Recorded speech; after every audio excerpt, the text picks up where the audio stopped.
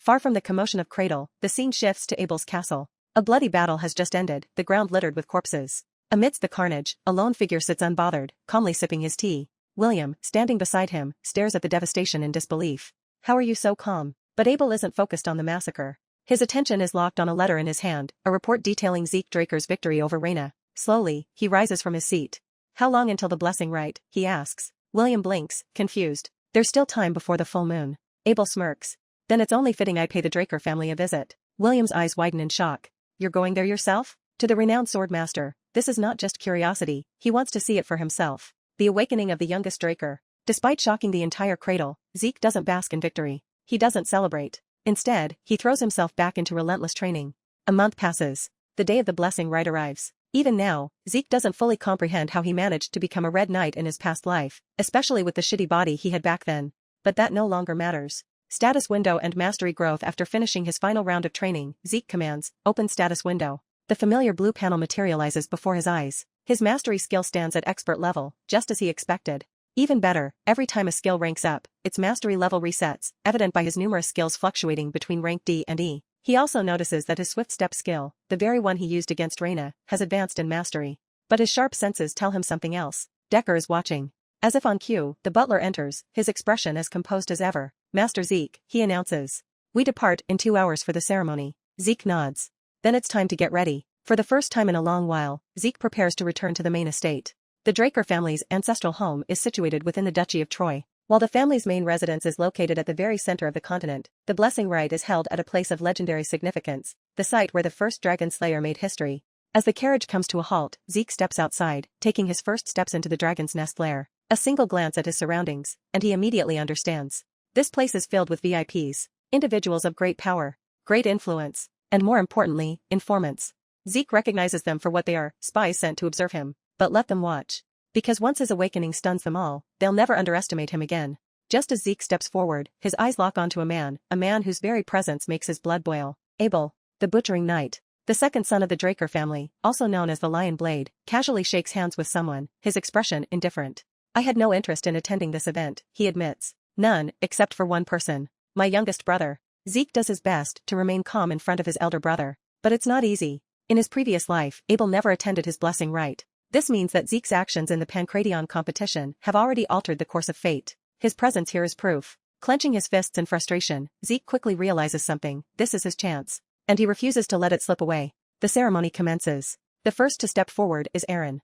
The moment he places his arm into the mystical pool, a surge of blue essence courses through him. The instructor explains that every member of the Draker bloodline awakens their sealed aura around the age of 12, right before they graduate from the cradle. Compared to ordinary knights, who take nearly 20 years to awaken their aura, the Drakers do it effortlessly at a young age. But among them, a select few inherit something even greater, the Dragonslayer's trait. A phenomenon known as mana inhibition. Those who awaken this rare trait are so powerful that they can rival red and even black knights. This is known as a pure blood awakening. The mana lamps react violently, their glow turning deep red, confirming Aaron's pure blood status. To control this immense power, these individuals are required to wear special gloves, crafted by the family, as their bodies naturally reject mana.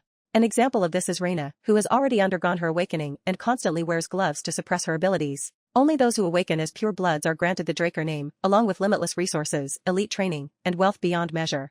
And now, the most anticipated moment has arrived. All eyes turn to Zeke. The whispers grow louder. His awakening will surpass Raina's. He's the youngest, direct descendant. There's no way he'll be ordinary. As Zeke steps in front of the ancient bronze statue, he finds himself taken aback. He's been here before. In his previous life, this exact moment was nothing short of a nightmare. This was the day he suffered humiliation beyond words. The blessing rite was supposed to be his salvation, the one thing that could have secured his future. Instead, it left him with nothing. But this time, things are different. Now, he possesses power. He can heal. He can manipulate ether. He has honed his body and mind to their limits. This time, he will not be powerless. With renewed confidence, Zeke dips his arm into the mystical pool. The statue begins to tremble. The room erupts in a mixture of awe and anticipation, then, it stops. Abruptly. A deafening silence fills the hall. Even Abel is speechless. Something like this has never happened before. As Zeke pulls his arm back, his expression remains stone cold. Deep down, however, he already knows the truth. He expected this outcome. Nothing has changed. This is exactly what happened in his previous life. His fists tighten as he comes to a bitter realization. His expectations were too high. He allowed Abel's presence to cloud his judgment. The crowd erupts into mocking laughter. The most anticipated candidate failed to awaken? How embarrassing. I knew his victory over Raina was a fluke. As the mockery intensifies, Zeke remains unmoved. He has zero fucks to spare. If aura won't be his path to strength, then he will forge his own. And then, the system responds. A message suddenly flashes before his eyes. System error, apologies. Necessary data for class identification is missing. Zeke's eyes narrow. Input complete. Terminal identification confirmed. User class, healer, a pulse of energy erupts from his core. A new window appears, class unlocked, rare class, healer. Before he can even process what's happening, the statue behind him begins to glow. A deep crimson light engulfs the hall, and in that instant, Zeke Drager is no longer a failure. He is a pure blood. The entire room falls into chaos. Not a single soul can believe what they're witnessing. A red knight, from the very beginning? Such a thing is unheard of. Zeke's body erupts with raw power, a sensation unlike anything he's ever felt before. And then, the system unlocks something even greater. Ancient Dragon's Blessing unlocked. Accessing soul memory, the ground beneath him quakes. Something deep within him stirs. And for the first time, Zeke understands. This isn't just an awakening. This is a beginning. While the chaos unfolds, Abel watches calmly, his sharp eyes locked onto his youngest brother. The first thing to awaken is always the talent of kin, but in Zeke's case, something entirely new happens. His already awakened abilities, healing, ether manipulation, and something even deeper, begin merging together, morphing into a new class of its own. A class unlike any before. The system assigns him a unique title, Class Unlocked, Immortal. Zeke barely has time to process the revelation before a golden light shimmers around his body, drawing the attention of everyone in the room. The spectators hesitate, their eyes darting between the red light from the statue and the golden glow surrounding Zeke. Something doesn't add up. They're desperate to dismiss what they're seeing. But Zeke understands the situation perfectly. Arguing with them is pointless. Instead, he listens. The whispers grow, the statue must be broken. There's no mana inhibition, so he can't be a pure blood. But before doubt can spread further, Abel steps in. With slow, deliberate movements, Abel begins to applaud. A mocking smirk plays on his lips as he addresses the murmuring nobles. How shameful. Instead of celebrating the awakening of a new pure blood, you waste time questioning it? The room falls silent. No one dares speak against him. Under Abel's pressure, the nobles reluctantly offer their applause, forced or not, it is still acknowledgement. Satisfied, Abel demands a pair of gloves, be prepared for Zeke. When they're handed to him, Zeke barely spares them a glance. He has nothing but contempt for them. Without another word, he turns and walks away. Abel, watching him go, smiles to himself. He's seen enough. But for Zeke, he's pissed. Of all people, why did it have to be able to step in for him? As the blessing rite ends, the nobles move to the celebration hall, but Zeke has no intention of attending. He avoids the crowd, slipping away, only to come to an abrupt halt. A voice calls his name. A voice he wasn't expecting. Abel. The second son of the Draker family steps out of the shadows, smiling as if nothing is wrong. Where are you going, little brother? Zeke's teeth clench. He wasn't prepared for this. Abel extends a hand. Congratulations, he says. Your awakening was fascinating. Zeke hates him, despises him, but refusing the handshake would be a mistake. So, forcing a neutral expression, Zeke reaches out. And then, a memory floods his mind. A bloodbath. A nightmare from his previous life. For a reason he can't explain, his hand retracts. He says nothing. The air grows tense. Abel's smile doesn't waver, but a dangerous glint flashes in his eyes. How rude, he murmurs. You made this awkward, little brother. Zeke's stomach twists, but he refuses to back down. He won't shake hands with a man he deems the most despicable creature alive. But instead of pressing the issue, Abel chuckles. It's fine. We'll see each other soon enough. He turns and walks away, his presence as suffocating as ever. And as he disappears, Zeke watches him go, jaw clenched. He, too, is certain. One day, they will meet again. At the celebration, the nobles buzz with discussion over the two awakened pure bloods. But the main topic of interest is Zeke. What was that golden light? What does it mean? Where is he? He is nowhere to be seen. Because he isn't there. Instead, Zeke is in a private room, far from the suffocating event, finally able to breathe.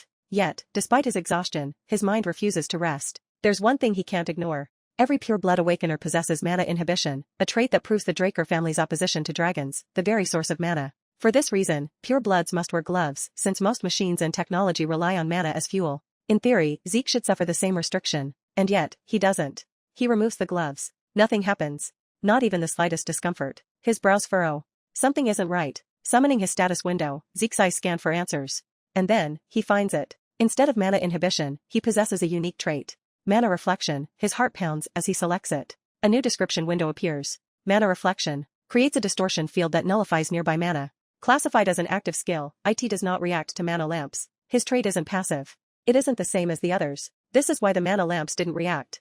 This is why he remains unaffected by technology. He is different. And the realization hits him like a storm. Before the blessing rite, the system identified him as a rare class healer. Now, it has changed. Class updated, unique class immortal. Zeke leans back, exhaling sharply. Immortal. A class unlike any he has ever heard of. And he doesn't understand it. All the graduates of the ceremony awakened as blue aura knights. The only exception?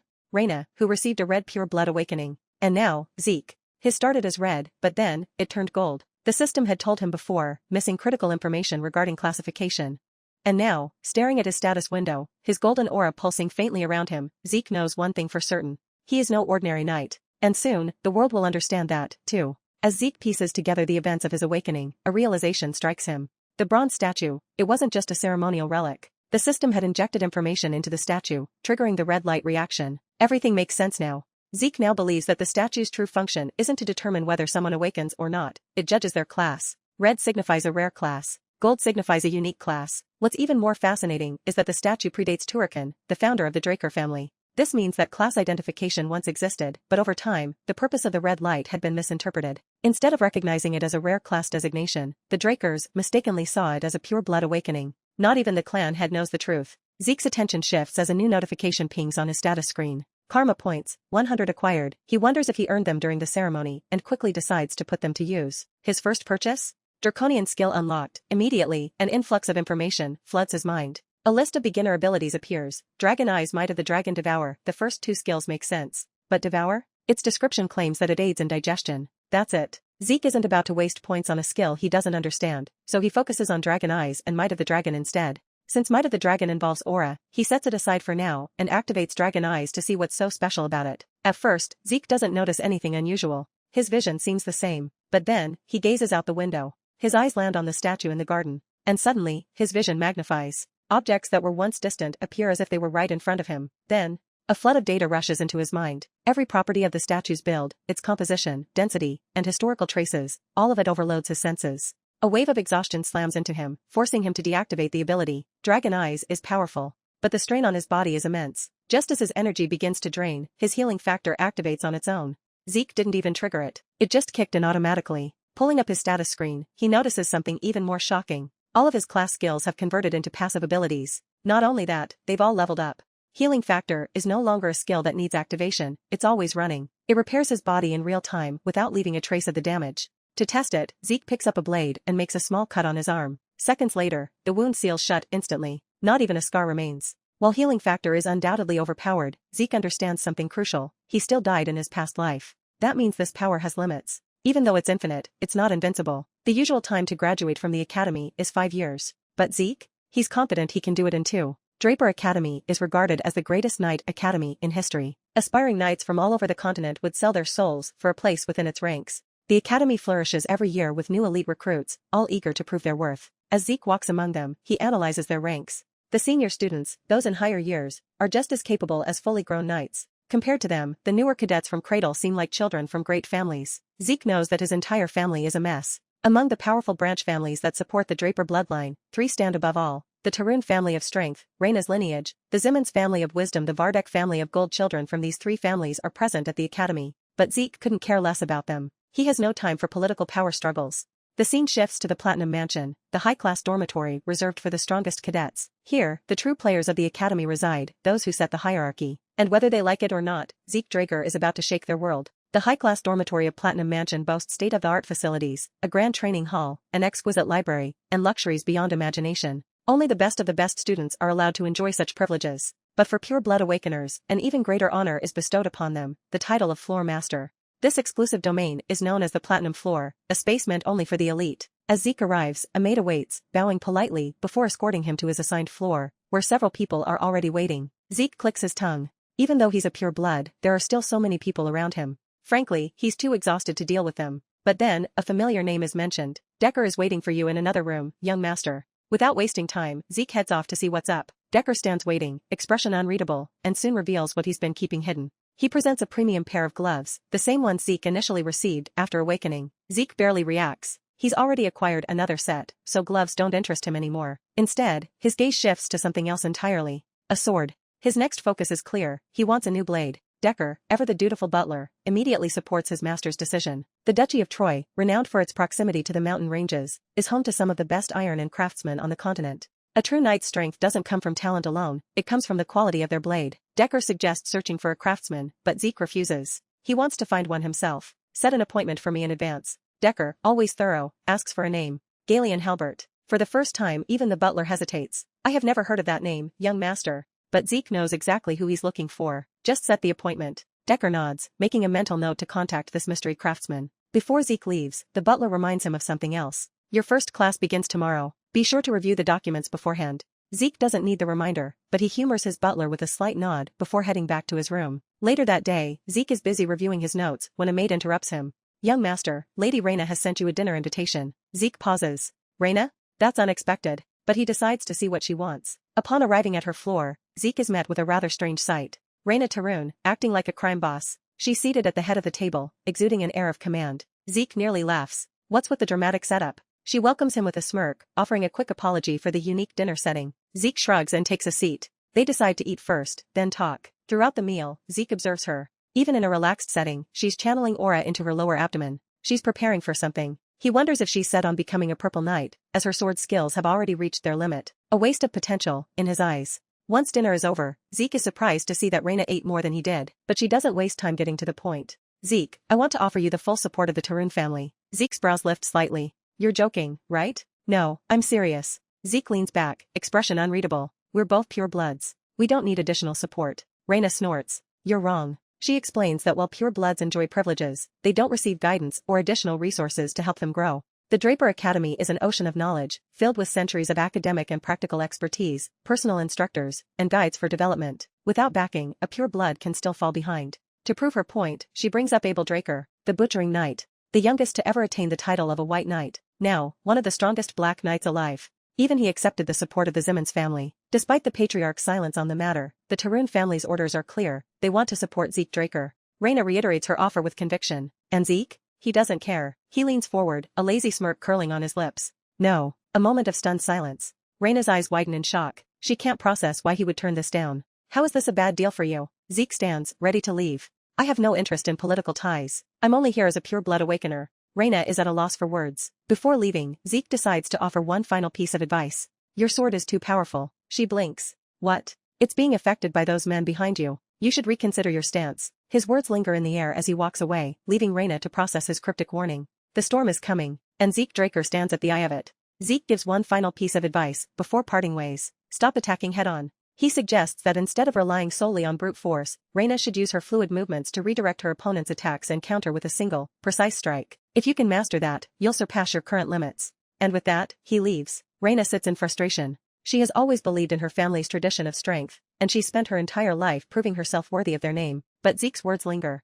Was he right? No one has ever given her advice before. People praised her as a prodigy, but no one challenged her to improve. Zeke, on the other hand, saw right through her. For the first time, she finds herself re-evaluating her opinion of Zeke Draker. Skipping ahead to Zeke's inner thoughts, he reflects on just how powerful he's become. Even an entire night of training didn't leave him fatigued. He literally has infinite stamina now. I could last longer in bed than the age of the universe. In his past life, this academy was hell. But now, with his newfound strength, it's nothing more than a casual playground. For the first time, he's experiencing peace. A peace that can't be bought with money or power. But peace never lasts long. Because the Simmons family representative approaches him. Owen, the third son of the Simmons family, strolls up to Zeke. He's an expert manipulator, a snake wrapped in silk. In Zeke's past life, this bastard blackmailed and bullied him relentlessly. Interestingly, Owen had also invited Zeke to a dinner before. And just like Raina, he got rejected. But this time Owen is acting too friendly. Zeke instantly recognizes the game and responds, with a smirk. Oh, that invitation? Yeah, I saw it. Owen raises an eyebrow. Then why didn't you reply?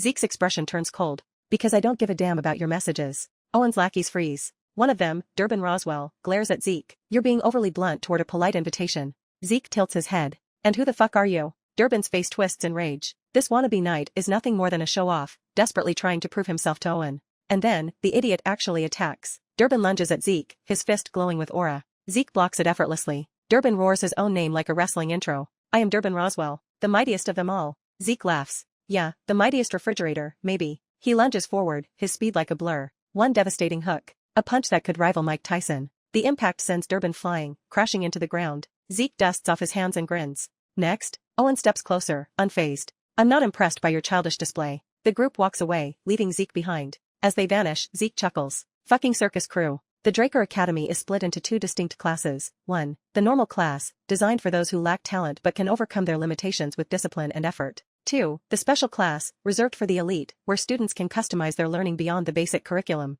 This is where the top dogs gather. The future of the Draker lineage. Zeke had his expectations of who would be in this class. But to his disappointment, the so-called elite are just graduates from the cradle. Nothing special. He snickers. This isn't a special class. This is just Cradle 2.0. Class is in session. The instructor stands at the podium, his voice laced with pride. Today, we welcome someone special. The atmosphere shifts. A presence enters the room. A man with an iron gaze. A legend. The commander-in-chief of the empire from 2 decades ago. The one responsible for stopping the empire's invasion with his impeccable strategy. Dean Howard Draker. The class erupts in applause. He is known as a war hero. A symbol of hope. A tactical genius. But to Zeke, he is nothing more than a lucky fraud. The reality of Howard Draker's success is far darker than the legends imply. The truth? Howard accidentally leaked information to the enemy. That intel was the only reason he managed to survive. He lucked his way out. A sellout. A man who basked in glory, despite the betrayal he committed. And Zeke? Zeke despises him, because Howard is the reason he was expelled from the academy in his past life. With nowhere left to go, Zeke had been cast out, wandering aimlessly through the Duchy of Troy. And that's when it happened. He was caught, sold to slave traders, bought by the Southern Cartel. His life had become a nightmare. And it had all started with this man, Howard Draker, the man who ruined him. But now, Zeke has returned. And this time, he won't be cast aside so easily. The mere existence of Dean Howard Draker is a living nightmare for Zeke. The man is a walking, breathing embodiment of his darkest memory. And you best be damned, Zeke will get his revenge on this fat geezer someday. But today is not that day. As the dean's speech concludes, the instructor takes over, guiding the cadets to their first training session in the arena. Zeke is baffled. Why? Because he has to sit through the basics of dragon slaying. In his previous life, he had no aura and wasted 2 entire years struggling with something that normally takes only 3 months to master. But this time, things are different. The instructor introduces himself. I am Andre Draker, the Rose Knight. I will be teaching you the basics of dragon slaying. The students are underwhelmed. They don't recognize his name. But Zeke does. He remembers Andre, the man who wasn't even a pure-blood awakener but still managed to graduate early and earn the title of valedictorian at Valhalla Academy. Despite not being born into the Draker bloodline, his raw talent was enough to earn him the Draker name. This guy is the one your girl tells you not to worry about. But while his skills are exceptional, his personality is absolute garbage. Andre begins the class by instructing the cadets to draw their swords. As he scans the arena, his gaze lands on Zeke's weapon. Zeke's sword is enormous, far bigger than the standard training blades. A weapon like that should be impossible for someone his size to wield. But Zeke? He swings it effortlessly. Andre's resting bitch face activates.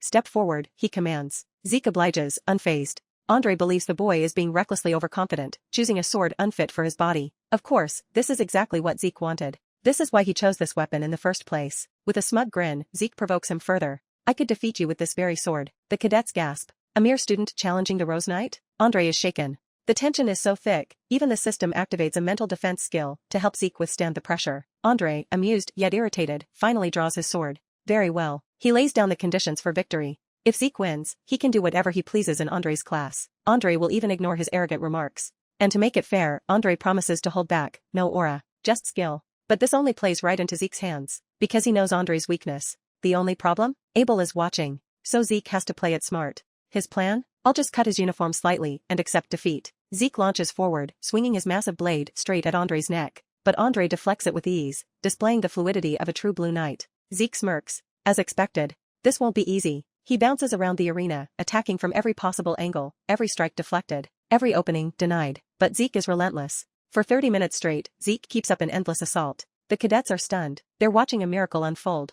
A mere student is forcing a blue knight into a prolonged duel. But something even stranger is happening. Andre begins to falter. His blade quivers. His breath grows heavy. Impossible. Even while suppressing his aura, he should have been able to handle this easily. But Zeke? Zeke isn't even tired. Andre is slowly realizing the reality of the situation. How the hell is he still moving like this? The truth is simple. Andre's stamina is terrible, and Zeke is capitalizing on it. A typical Draker's aura is unique. It is meant to be constantly activated during training, during daily tasks, even in their sleep. It is meant to be as natural as breathing. But right now, Andre is forcing himself to suppress it. And for a man whose entire combat style is built around aura, this is like forcing a sprinter to run with weights strapped to their legs. It's unnatural. It's suffocating. And Zeke knows it. He's using it against him. Despite the intensity of the duel, Zeke remains cool-headed. He's not here to win, just to prove a point. If he really wanted to, he could humiliate Andre completely. But he won't. Not yet. Because he's being watched. And the last thing he needs is more attention. The fight is far from over. But Andre is realizing a hard truth.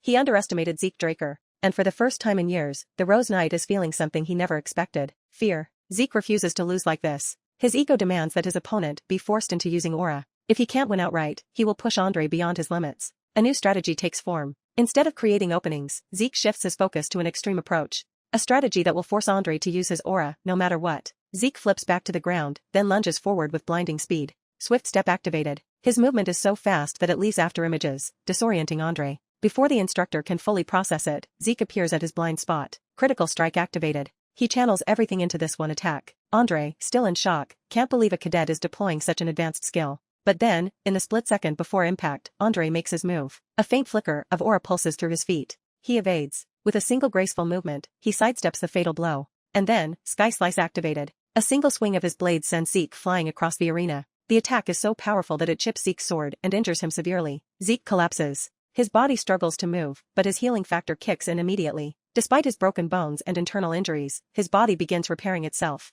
Andre, visibly frustrated, sheathes his sword and turns away. You are exempt from this class. Then, he scans the cadets. Anyone else wants to try? Silence. They all just saw what happened to Zeke. None of them dares to step forward. The class resumes, but Zeke? Zeke is sent straight to the infirmary. Lying in his hospital bed, Zeke stares at the ceiling, replaying the battle in his mind. His original plan was to simply cut Andre's uniform and accept defeat. That plan failed. But in the end, he still forced Andre to use aura. That was his true victory. His teacher was humbled. And for Zeke? That was enough. He also recognizes the terrifying strength of the dragon-slaying arts. Sky Slice, a basic technique, was so amplified by Andre's aura that it became monstrous. Still, Zeke takes pride in the fact that he held his own against a blue knight. But he knows. Infinite stamina and healing alone won't be enough. He needs overwhelming power. A power that no superior could suppress. True freedom. As Zeke contemplates his future, a drunken figure stumbles into the room. A drunkard, in a medical ward? Zeke instantly tenses. The man reeks of alcohol, yet his movements are eerily precise. The man's eyes lock onto him. So, you're the youngest Draker, huh?